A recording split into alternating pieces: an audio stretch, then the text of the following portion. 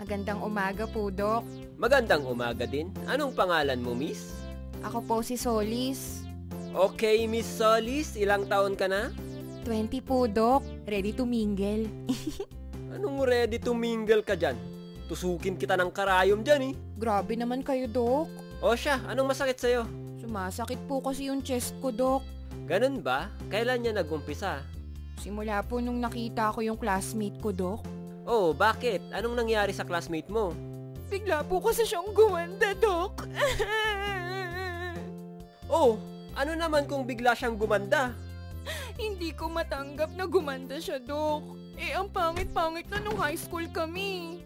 Hindi mo matanggap? Hindi ba dapat maging masaya ka kasi gumanda yung classmate mo?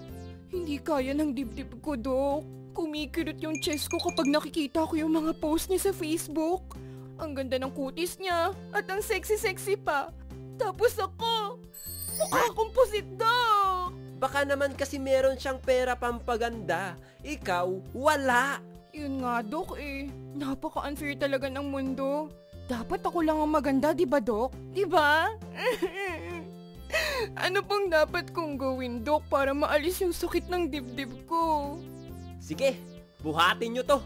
Tanggalan to ng dibdib. Ano? Tatanggalan niyo ko ng dibdib, Dok? Dok, baka may ibang paraan, Dok! Wag!